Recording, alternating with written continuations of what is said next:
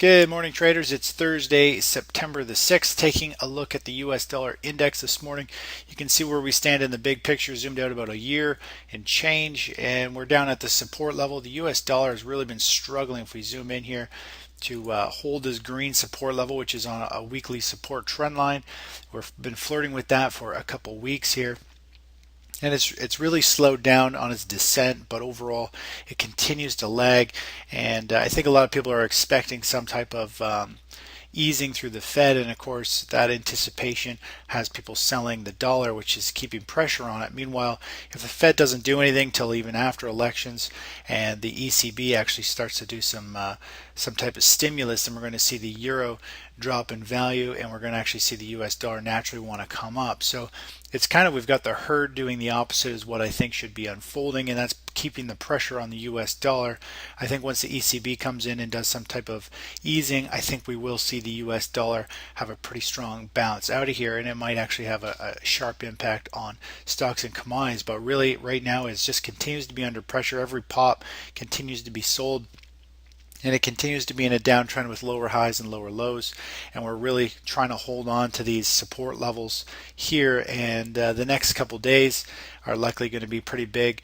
Tomorrow we've got the non-farm payrolls and the unemployment rate. That'll be a pretty big number, and we'll see how that impacts the US dollar. And if we do see a breakdown from this level here, then we could start to see the US dollar actually break down and start to head lower, which means we could see equities and commodities go into a strong rally.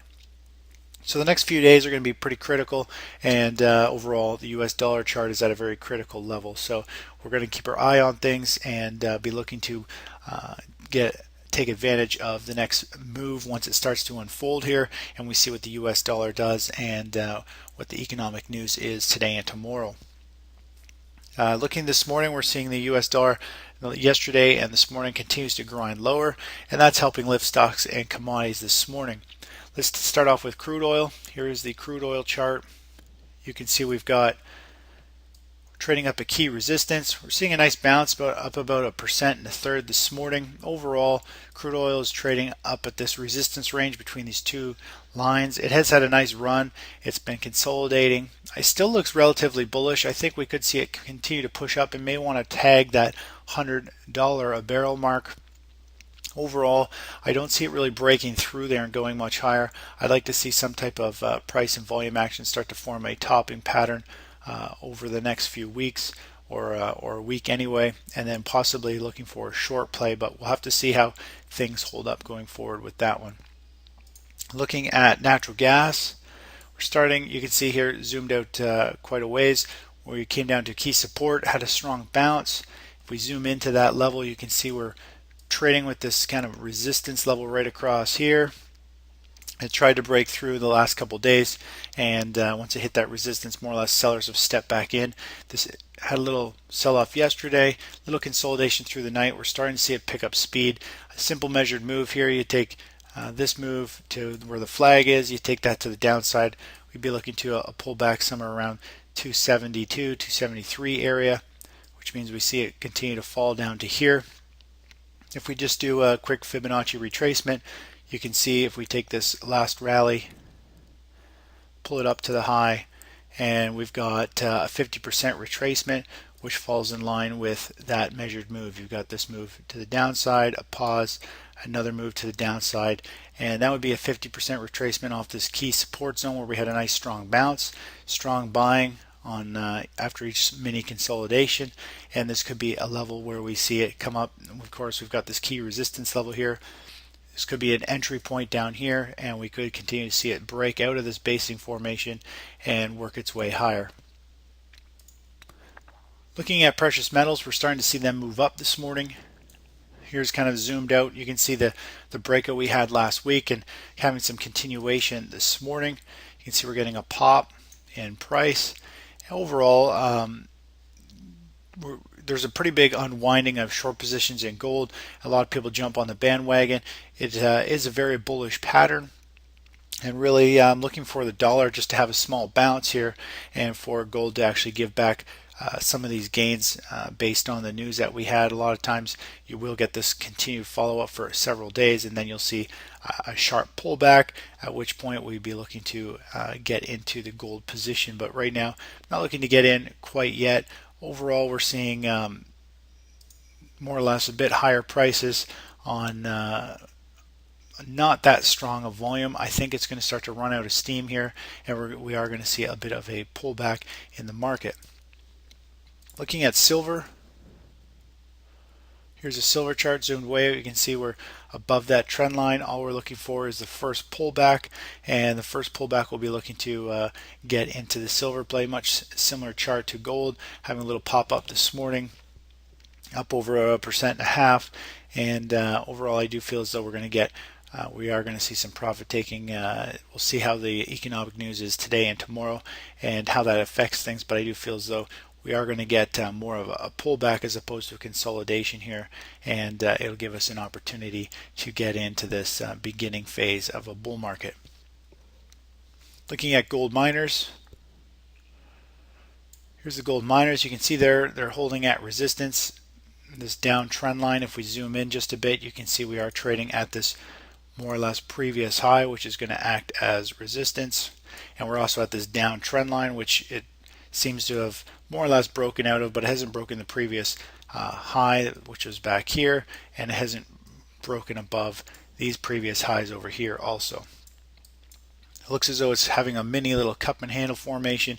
We may be looking to get long gold miners as these things could pop, and we could see a pretty nice run up to the 57 area or even higher. But overall it looks pretty good, and it's starting to form more or less a little bit of a cup and handle formation, and that's a very bullish pattern.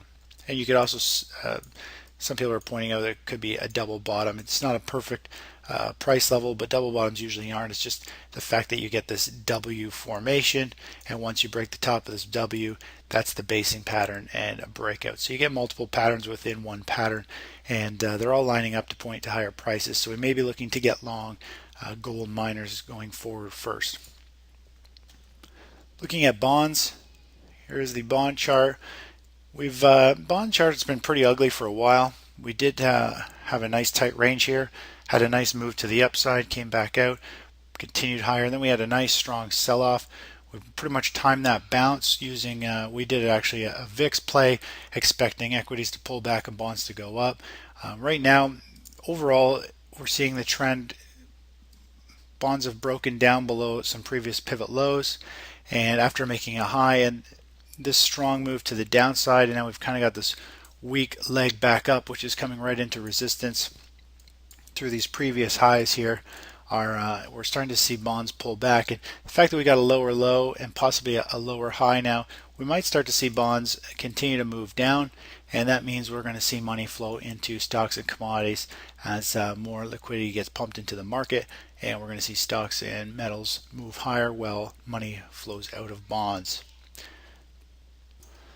Looking at the the SP 500, this is the daily chart. Let me just grab this chart. Here's the daily chart of the SP 500, and you can see here we've had a nice relatively bullish formation. This dotted red line is the previous major high. We've had a nice run up. It's been consolidating here.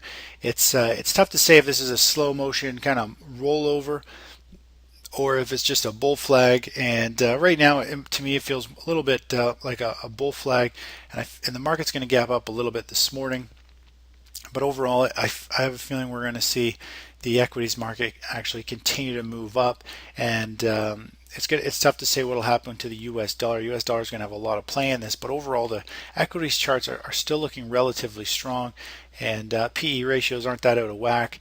And I'm starting to get a feeling that everybody is extremely bearish on the market. Money's rolling out of equities, yet they continue to move up.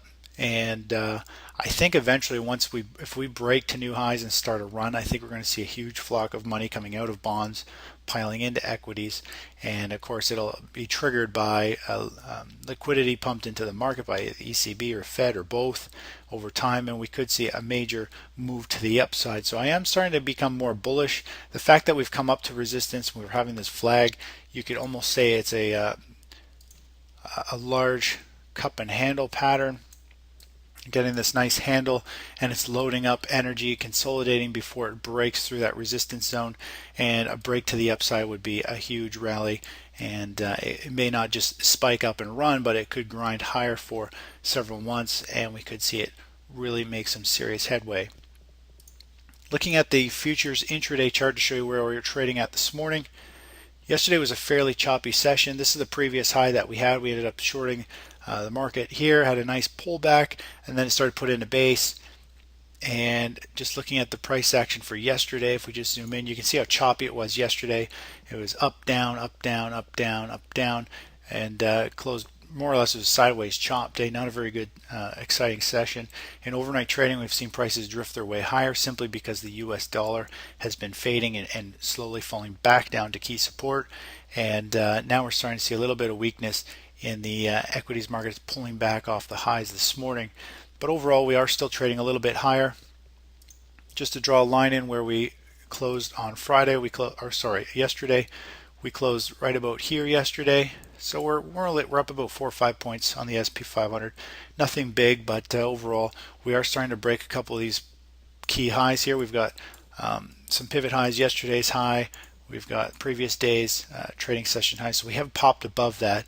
Now it is in pre-market, and a lot of times we'll see futures do that. It'll run the stops in pre-market, pop up, and by the time the market opens, it'll be back below that level, or in the current trading session, it'll gap higher and just sell down and be a pop and drop as sellers step in with all the volume at 9:30. So we'll keep our eye on things, but overall the market looks as though it's trying to turn up. It has broken above some key resistance levels, and right now it's dipped back down into this level. You can see this long tail right here. It's dipped back down to support and it's bounced right back up. So there is support acting there short term, but again, the market doesn't open for another hour and a half, and we'll really just see how things unfold. And we may be looking to actually get long equities and gold miners going forward. Anyways, that's it for this morning, and I'll talk to you in a little bit. Bye bye.